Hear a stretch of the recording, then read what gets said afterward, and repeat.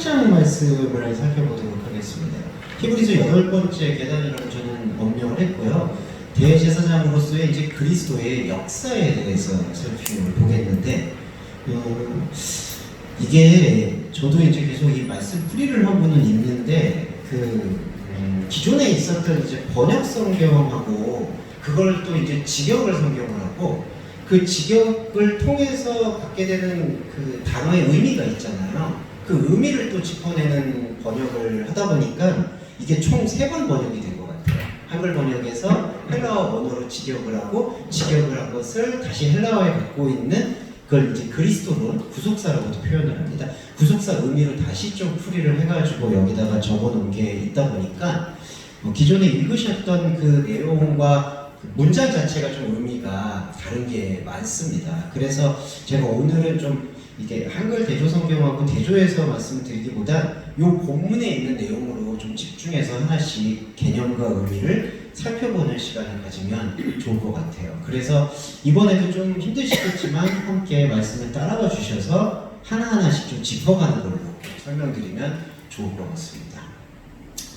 자, 이제 1절부터 다시 운을 떼요. 이제 7장에서 멜기세덱 대제사장에 대한 이야기를 마무리를 한 다음에 다시 한번 운을 떼는 게 1절부터 시작을 하는데, 이제 말하였던 것들의 머리는 이라고 표현을 합니다. 근데 이 머리라는 단어가 이렇게 신체 용어의 머리만을 뜻하는 게 아니라 그걸 본래성이라고 표현하는 게 맞을 것 같아요. 우리가 본래 갖고 있는 하나의 원리, 그거를 이제 케팔론이라는 그 머리라는 헬라어 안에 담겨 있다고 저는 생각을 합니다. 그러니까 이제 말하여진 것들, 그러니까 지금 히브리서를 통해서 하나님의 오신 그리스도에 대해서 말하여지고 있다는 것의 본래의 원리에 대해서 다시 한번 전개를 하고 있다, 전개를 시작하려 한다. 그게 8장의 중심 내용이 되는데, 이 단어에서부터 우리가 이 의미를 짚을 수가 있는 게 원리라고 지금 표현하는 거는 하나의 우리가 생각하는 어떤 시간과 역사의 개념이라기보다는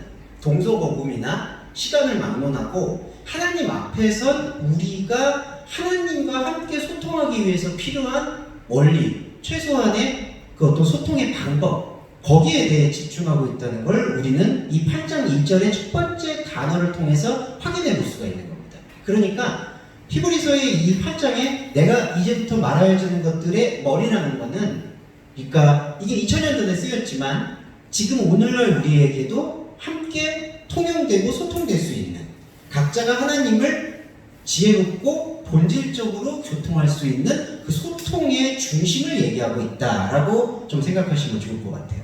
자, 그런 맥락에서 두 번째 볼게요. 이제 말하여진 것들의 머리는 이러한 대제사장을 우리가 품고 있다는 사실이다라고 설명을 할 수가 있어요. 자, 이게 제가 설명이 좀 어려운데 좀 말씀드릴게요. 제사장이라는 게 두 가지로 나눠져요. 하나는 그냥 히에로스라는 제사장이고, 그 다음에 아르키로이스라는 대제사장으로 나눠집니다. 그런데 구약 시대에는 이거를 하나의 직위에 놓고 나중으로 봤죠. 마치 군대 용어처럼 제사장이 뭐 소령 대령이라면 대제사장은 장군의 입장, 그러니까 직위나 계급으로 따질 수가 있었죠. 그런데 그리스도로 말씀을 풀어서 우리가 이해를 하게 될 때 대제사장이라는 것은 제사장의 원리로 보시면 돼요. 대제사장이라는 뜻을 헬라어를 풀어보면 아르키히에로스, 제사장의 머리라는 뜻이거든요. 근데 앞에서 제가 케팔의 머리를 말씀할 때 머리가 원리예요. 그러니까 대제사장이라는 뜻은 제사장이라는 그 우리가 갖고 있는 혼적인 자아의 근본적인 원리를 대제사장이라고 표현을 하고 있는 거예요. 그래서 여기 보시면 그러한 대제사장을 우리가 품고 있다는 사실에 대해서 지금 말하는 것이다 라고 얘기할 때, 우리의 제사장됨의 근본 원리를 우리가 갖고 있다. 그런데 이게 우리의 의지로 갖게 된 것은 절대 아니죠. 우리 안으로 찾아오신 하나님의 약속이 당신 자신이신 말씀의 육신 그리스도 예수를 보내셔서 우리는 대제사장이라는 우리의 제사장됨의 원리를 회복했다라고 볼 수가 있는 거예요. 간단히 얘기하면 하나님과 내가 대화를 해야 되는데, 하나님과 내가 중간에 이 무지라는 하나님을 알 수 없음이 가로막혀 있기 때문에 대화도 모르고 누가 하나님인지도 모르겠어요. 그러니까 뭐 해석을 할 수가 없어요, 전혀. 근데 하나님이 우리와의 언약을 지키시기 위해서 당신의 아들을 보내셔서 이 전혀 알 수 없었던 이 무지의 상태를 벗어나게 하신 게 바로 그리스도 예수라는 원리인 것이죠. 그래서 우리가 그리스도 예수를 생각할 때에는 그리스도 예수가 하나님과 우리와 생명의 소통을 이룰 수 있는 하나의 원리구나, 그렇게 생각하시면 좋을 것 같다는 거예요. 그래서 이 대제사장은 바로 그리스도 예수의 말씀이고, 그리스도 예수의 말씀을 품었다는 건 하나님과 나와의 소통이 이루어질 수 있는 일종의 원리를 회복했다, 이렇게 이해를 해보시면 좋을 것 같습니다. 제가 오늘 왜 원리 얘기를 드리냐면은, 우리가 현상적인 삶을 살아갈 때에도 당연히 주어진 이치라는 것을 깨닫게 되잖아요. 그러니까 하늘, 바람, 흙, 이렇게 요소, 원소, 분자, 과학적 용어를 굳이 얘기하지 않더라도 우리가 당연히 뭔가 인생을 살아가면서 필요한 그 기초 요소들이 있다고 볼 수가 있는 거예요. 이 몸이 갖고 있는 것도 기초 요소예요. 이게 원리예요. 그런데 우리 인간은 이렇게 형상적인 그 기초의 요소와 이치만 갖고 있는 게 아니라 영적인 이치를 본래 갖고 있었다는 거예요.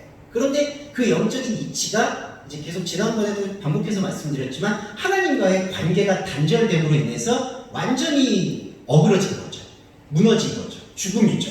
그런 상태를 지금 갖고 있는 게 원리를 잃어버린 상태라고 볼 수 있는 거예요. 그런데 복음은 이제 대제사장이신 그리스도 예수의 원리를 통해서 이제 다시 그 원리를 회복했다라고 이해를 할 수가 있습니다. 자, 그리고 그러면은 이 대제사장 그리스도에 대해서 어떻게 설명하느냐? 그리스도 그분은 하늘들 안에 지극히 큰 보좌의 오른편에 앉았다. 자, 이런 거를 한글 번역에서는 예수 그리스도가 우편 보좌에 앉았다라고 번역을 해요. 그런데 그 의미는 좀 부적절한 번역입니다. 지극히 크다라는 것도요, 뭔가 저 하늘에 어디 높은 곳에 있다라는 뜻이 아니라요, 차원이 다르다는 뜻이에요. 지극히 크다라는 이 메갈로이스라는 것은 바로 사람의 차원을 얘기하는 게 아니라 하나님의 차원을 얘기하는 거고요. 하나님 차원의 보좌의 오른편에 앉았다라는 뜻은 뭐냐 하면 그냥 자리를 취고 앉았다, 영광과 무슨 위엄을 받기 위해 앉았다는 뜻이 아니라 오른편이라는 뜻이 활동성을 얘기합니다. 활동, 움직이는 걸 뜻해요. 그러니까 보좌라는 뜻은 자격을 얘기하고요, 오른편은 움직이는 걸 얘기하는 거예요. 그래서 그리스도인 예수가 보좌의 오른편에 앉았다는 것은 어떤 위에 올라가서 영광을 받으신다는 얘기가 아니라 우리 안으로 들어오셔서 우리 안에서 하나님의 차원의 활동을 하겠다라는 약속으로 이해하시면 된다는 거예요. 그러니까 이 말씀의 원리는 시대를 떠나서 우리의 마음과 생각 안에서, 그리고 저와 여러분들의 마음 세계 안에서 그리스도를 통해서 그분의 활동을 경험함으로써 지극히 크다라고 번역된 하나님의 차원의 깊은 것으로 우리가 나아갈 수 있게 된다는 걸 설명한 거예요. 그러니까 보좌 우편에 앉으셨다는 그 뜻은 그렇게 반드시 이해를 하시는 게 정확한 헬라어적이고 성경적 의미이고 이해입니다. 계시록을 잠깐 접목해서 말씀드리면, 계시록에서도 자꾸 14만 4천 명들이라든지, 그리고 어떤 예수님을 엄명하는 존재가 거기에 앉았다라는 표현을 많이 써요. 보좌 우편에 앉았다. 근데 자꾸 그거를 뭔가 천상 세계의 어떤 신비로움으로만 편협하는 경우가 있는데, 물론 저 신비로운 거죠. 근데 신비로운 게 어떤 차원의 신비로움이냐? 바로 우리 안에서 말씀으로 활동하신다라는 약속을 얘기하는 겁니다. 그러면 여러분, 여기 드로노스라는 보좌는 뭘까요? 보좌가 바로 하나님이 우리에게 허락하신 영적 터전이에요. 그러니까 하나님이 아들을 보내셔서 그 아들이 보좌 우편에 앉았다는 얘기는 우리 이 마음, 이게 불교가 말하는 얘기 마음이 아니라요, 우리의 갖고 있는 하나님의 본래 택하셨던 이 마음 자리가 보좌예요. 이 보좌 우편에 앉으셨다라는 것은 우리의 마음 자리 안에서 하나님이 말씀으로 활동하시겠다라는 거예요. 그래서 우리는 이 성경 말씀을 통해 어떤 세속적이나 뒤섞여 있거나 변질된 해석을 하지 않고 그 원리를 그대로 들여다보고 그대로 수용을 하게 되면 이 보좌 우편의 활동성이 실제로 역사를 하는 거예요. 근데 딱 하나 두 가지가 있죠. 실제로 역사를 하는데 사람은 감정적이고 혼적인 존재인지라 마음이나 감정의 어떤 동력이나 영감이 일어나지 않으면 이게 하나님이 역사하신다는 생각을 잘 못해요. 그러다 보니까 자꾸 혼적인 힘을 빌리게 되는 거예요. 기도할 때 마음이 뜨거워진다든지, 그리고 여러 가지 어떤 신비적 체험을 한다든지. 근데 하나님께서도 그런 어떤 1차적인 요소의 신비적 체험을 다 허락은 하셨지만 문제는 그 신비적 체험을 동력과 재료 삼아서 진짜 우리가 봐야 되는 거는 하나님이 실제로 활동하신다라는 것을 말씀을 통해서 확증하는 거라는 거죠. 근데 그 확증은 우리의 어떤 감정이나 우리의 이성이 주는 게 아니라는 거예요. 말씀 그 자체가 우리에게 그 확증을 주고 있다. 하늘 차원의 확증을 허락을 하고 있다라는 것을 우리가 조금은 예민하게 받아들여야 되는 거예요. 자, 그걸 왜 예민하게 받아들여야 하냐면 2절을 보면은 자, 구별된 곳이라고 나와요. 이게 이제 하게오스인데, 자, 구별이라는 게 거룩하다는 뜻이기도 한데요. 거룩의 본질은 뭐냐면 땅의 차원에 살고 있는 우리가 하늘의 차원을 맛봐서 하늘의 차원 이외의 땅의 차원의 모든 것들을 지워내는 행동을 구별이라고 표현을 합니다. 네, 이해되시죠? 간단하게 우리는 땅의 차원이었어요. 이게 간단한 설명인데 좀 입체적인 거니까. 근데 하늘의 차원이신 그리스도 예수가 보좌 우편에 앉아서 이제 활동을 시작했어요. 그러면 이제 땅의 차원의 언어와 말로 우리가 하늘 차원의 언어와 말을 듣기 시작을 하는 거죠. 그러면 하늘 차원의 말을 듣기 시작할 때 나타나는 제일 현상이 뭐냐 하면 바로 구별이라는 거예요. 구별은 뭐냐? 하나님의 말씀을 듣고 경험해 보니까 내가 이 땅에서 경험하고 있었던 그 모든 것들이 하나님과는 상관이 없었다라는 사실을 깨닫는 거예요. 그러니까 땅의 차원에 우리는 몸을 딛고 살고 있지만 땅의 차원에서 가졌던 모든 하나님과는 관계없었던 무지의 텃밭 위에서 쌓아 올렸던 모든 탑들이 무의미하다라는 것을 깨달아가는 과정이 구별이고 그 과정이 바로 진리의 성막을 지어가는 과정이라는 거예요. 자, 진리의 성막이라는 거는 여러분 계시록을 아마 주의 깊게 보셨다라면 비슷한 용법이 나옵니다. 증거장막 성전이라는 거 들어보셨죠? 자, 증거라는 뜻과 진리라는 뜻은 통용이 돼요. 자, 증거는 뭐냐 하면은 폭로된 진리를 내가 받아들인다라는 것을 증거라고 뜻해요. 그러니까 증거, 증인이라는 건 뭐냐 하면 폭로된 것을 받아들이는 거예요. 자, 폭로는 뭐냐 하면 진리예요. 진리라는 뜻은 감춰진 것을 드러낸다는 뜻이에요. 그래서 진리라는 뜻과 아포칼립스, 계시라는 뜻은 같은 의미를 갖고 있어요. 증인과 진리를 볼게요. 그러면 진리는 뭐냐 하면 감춰진 것을 드러내요. 감춰진 게 뭘까요? 우리 안에 숨겨져 있었던 영적인 진리예요. 근데 제가 숨겨져 있다라고 얘기하는 거는 하나님 차원에서 말씀드린 거죠. 우리는 영적인 것에 대해서 죽어 있었기 때문에 우리의 의지와 노력으로 그것이 숨겨져 있다라고 알 수가 없었어요. 감각도 없었고 하나님이 말씀을 허락하셔서 우리에게 그 영적인 감각을 열어주신 게 바로 숨겨진 것이라는 거죠. 그러니까 하나님이 볼 때 우리 안에 그게 숨겨져 있어요. 그래서 하나님께서 계시의 본질이신 그리스도 예수를 보내셔서 봉인을 떼듯이 그 감춰져 있는 것을 열어버린 거예요. 그렇게 열어버리는 게 진리예요. 그리고 그 진리에 대해서 우리가 이제 상투적으로 하는 아멘 말고 이것이 하나님의 원리고 하나님의 깊이입니다라고 이러한 시간을 저와 여러분이 예배를 통해서 노출시켜서 받아들이는 게 바로 증인이에요. 그리고 그것이 바로 계시록에서 말하는 증거 장막이 되는 거예요. 그러면 여기 보세요. 진리의 성막을 섬기는 분이 바로 그리스도라는 거예요. 그러니까 감춰진 것을 벗겨내는 그러한 과정의 집을 성막 스케노스라고 표현을 한다는 겁니다. 네. 근데 여기 보시면 주목하셔야 되는 게 이 진리의 성막은 사람이 아니라 주님이 세운 것이다라고 되어 있어요. 자, 여기서 개념 차이가 일어나요. 왜 여기서 굳이 주님이 세웠다라고 여기다 언명을 할까요? 이거는 사람 만든 게 아니라 주님 세운 거니까 더 위대하고 멋있는 거야. 그게 아니에요.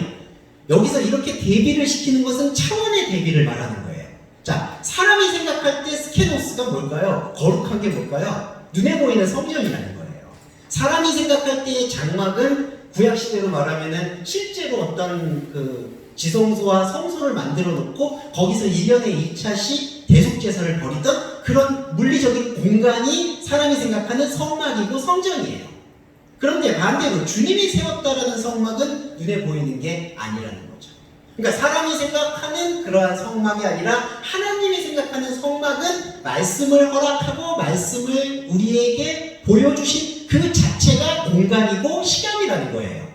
그러니까 저와 여러분이 이 부분에서 가장 집중력을 가져야 되는 거예요. 주님이 세웠다라고 얘기할 때에는 우리가 생각하는 이미지나 비전에서 이 성전은 주님이 지으시는 거구나 라고 생각을 했을 때 우리가 갖게 되는 한 가지 함정이 뭘까요?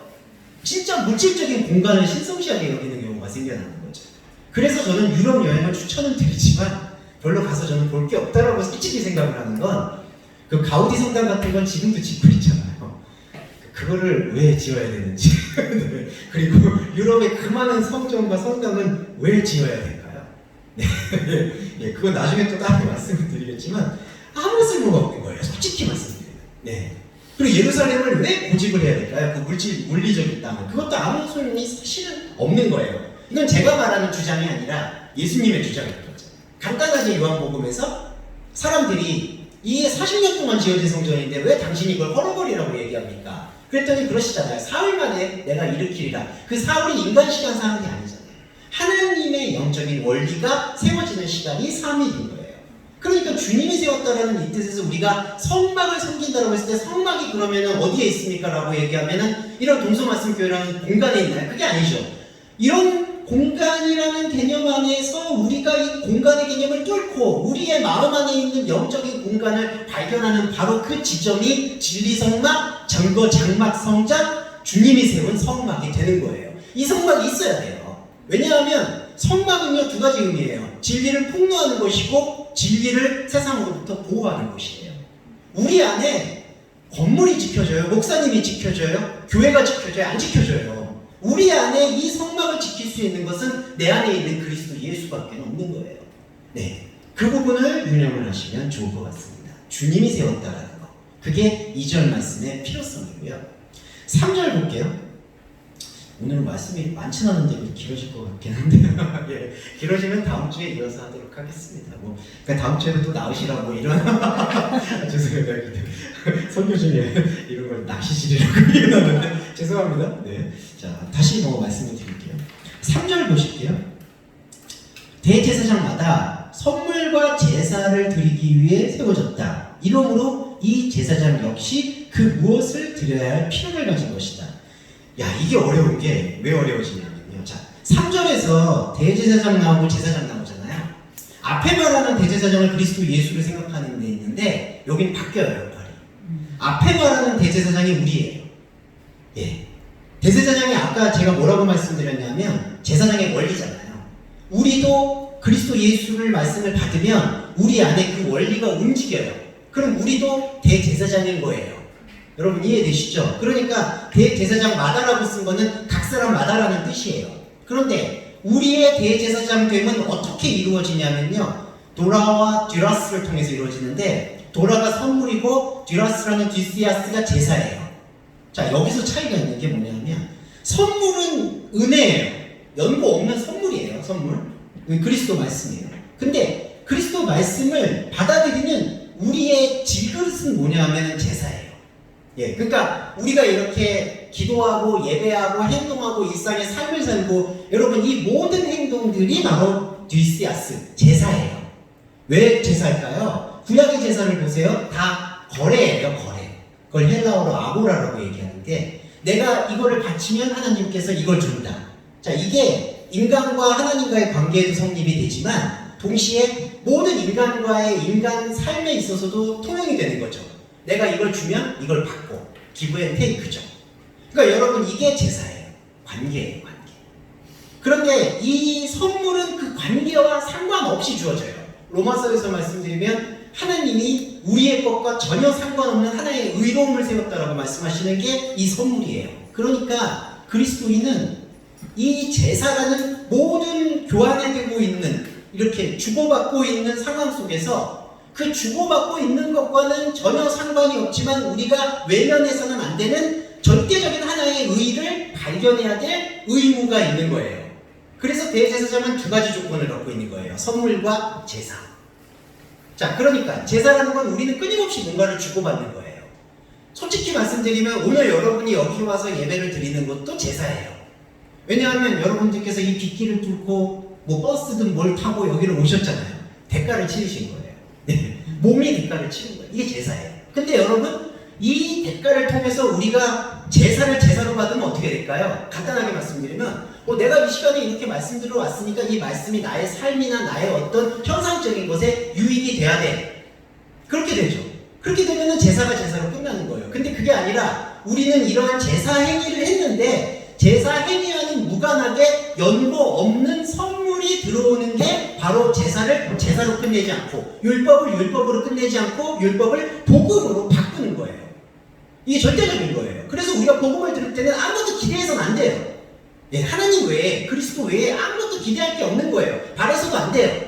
그래서 바울이 그 얘기를 한 거예요. 너희들이 바랄 수 없는 소망을 바라라고 얘기하는 거예요. 우리의 어떤 일말의 기대도 제사를 제사로 풀어내는 게 아니다라는 복음의 중심에 들어갔다라면 완전히 다 잘라버리는 거예요. 그게 영적 할례가 되는 겁니다. 그 영적 할례를 우리가 이루어내나요? 우리 의지로 못하죠? 그러면 그거를 이루어내는 것이 바로 하나님의 말씀이신 성령의 말씀인데 그 성령의 말씀이 되게 아이러니하게도 여기 보시면은 그 무엇으로 제시가 된 거예요. 그러면 두 번째 문장의 제사장이 바로 그리스도예요. 여기서 역할이 바뀌죠. 왜 바뀔까요? 이 제사장이 그 무엇을 드리는 거예요. 자, 해석을 드릴게요. 아까 선물과 제사를 말씀드렸을 때 제사에 빠져있는 우리들은 그 무엇을 드리지 않습니다. 뭐냐? 부정대명사거든요. 그 무엇이 결정된 게 아니란 뜻이고 구약을 잠깐 돌아가서 기억해 주시면 이 그 무엇이라는 단어는 출애굽기에서 만나라는 히브리어와 똑같은 뜻이에요. 하나님이 광야 생활할 때 40년 동안 만나를 주셨는데 그 만나라는 뜻이 여기 보면 정해져 있지 않은 그 무엇이에요. 그 무엇은 그렇기 때문에 인간의 생각과 인간의 감정과 인간의 머리가 규정할 수 없는 거예요. 그 무엇. 네. 그러면 이게 바로 말씀이에요. 그러니까 아까 제사는 그 무엇을 원하지 않아요. 뭐냐 하면 꼭 이름이라든지 내가 확신하거나 내가 증명할 수 있는 걸 찾는 게 제사에 빠져있는 인간의 원죄성인 거예요. 그래서 인간의 종교는 꼭 제사로 시작해서 제사로 끝나요. 단지 그 제사가 많은 사람들의 호응을 받으면 그게 큰 종교가 되는 거고 호응을 못 받으면 작은 종교가 되는 것 뿐이에요. 제가 카톨릭을 비하해서 말씀드리는 건 아니지만 카톨릭은 많은 사람들의 호응을 받으니까 큰 종교가 된 것 뿐이고 나머지 종교는 그러면 이단 취급을 받은 것 뿐이에요. 그건 제사에서 시작해서 제사로 끝난 거예요. 그런데 그리스도 예수의 말씀을 담은 종교는 종교를 넘어서서 깊이의 신앙으로 들어가야 되는데 그게 뭐냐면은 바로 그 무엇이 선물과 같은 역할이라는 거예요. 이해되시죠? 그러니까 우리는 그리스도 예수의 원리를 품고 제사를 드리기 위해 나온 거예요. 그런데 제사를 드리기 위해 나온 여러분들에게 말씀에 풀어지는 이 해석의 과정에서는 무엇이 주어지느냐? 제사의 예물로 주어지는 게 아니라 선물로 주어져야 된다는 거죠. 이게 로마서가 활동하고 있는 원리예요. 제가 그래서 그 원리에 대한 부분에 있어서는 바울의 서신이 저는 절대적으로 필요하다는 것은 말씀드리지 않을 수가 없어요. 왜냐하면 만약에 신약 성경 중에 그 마태, 마가, 누가복음만 읽어보세요. 그러면은 딱 함정에 빠지기 되게 좋아요. 맨날 기적을 베푸시고 5,000명 먹이시고 귀신도 쫓아내시고 그리고 뭔가 도덕적인 설교까지 하시잖아요. 그냥 표면적으로 보면 산상수훈 읽어보세요. 너희의 의가 바리새인보다 낫지 아니하면 천국에 못 들어간다. 그러니까 훨씬 더 나아야 되겠네. 그러니까 오해의 소지가 너무 많은 거예요. 근데 그 원리를 알고 이해하면 산상수훈이 다시 보일 것이고 다락방강하라고 얘기하는 요한복음이 다시 보일 수가 있는 거예요. 그래서 원리에 대한 설명이 저희가 제일 절대적으로 많이 필요하다. 그거를 여기서 설명을 드린 거예요. 자, 4절까지만 말씀드리고 좀 쉬었다 할게요. 아니 몇 개 했다고 벌써 쉬었다 했는데 시간이 많이 지났어요. 죄송합니다. 자, 4절에 만일 참으로 그 예수 그리스도가 땅 위에 있다면 율법을 쫓아 선물을 드리는 제사장이 있으므로 참 제사장으로 있을 수가 없다. 자, 이 얘기는 간단하게 얘기 드리면요. 예수 그리스도는 제사로 시작해서 우리의 제사를 만족시키는 제사장이 아니라는 거예요. 그러니까 제가 아까 3절에서는 예수 그리스도의 말씀의 역할이 뭐냐면 우리의 제사의 판으로 들어오셨지만 우리에게 제사의 아웃풋이라고 하죠. 인풋으로 들어왔지만 아웃풋으로 나오신 게 아니라 전혀 다른 것을 우리한테 선물을 주셨다는 거예요. 그게 예수 그리스도의 십자가 보혈의 역할이에요. 그런데 사람이 갖고 있는 땅의 제사장 개념과 땅의 생각은 예수 그리스도가 제사로 오셔서 우리가 생각하는 제사의 모든 것을 완성하신 분으로 생각하는 오해와 착각이 있다는 거예요.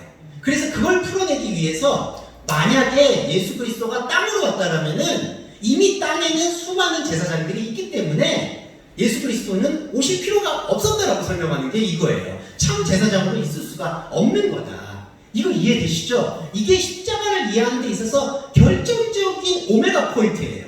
제가 왜 오메가 포인트라고 말씀을 드렸냐면은 십자가 보혈에 대한 의미가 여기서 완전히 달라지는데, 제가 두 번째 시간에 말씀드리고 앞당겨서 간단히 말씀드리면, 우리가 십자가 복음을 어떻게 이해하는 경향이 짙냐 하면, 우리가 기대하고 있는 제사를 만족시켜주는 분은 예수 그리스도로 생각한다는 거예요.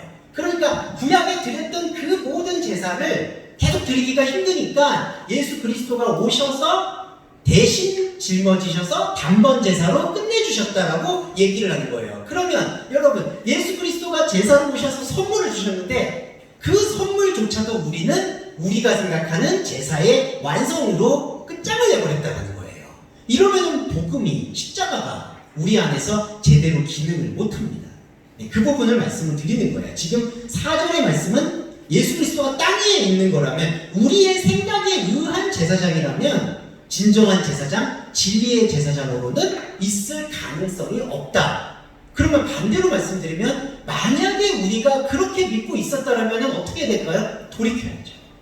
예, 만약에 그걸로 십자가를 이해하고 있었다라면 그거를 내려놓고 돌이키고 귀를 기울여야죠. 그게 바로 회개가 되는 겁니다.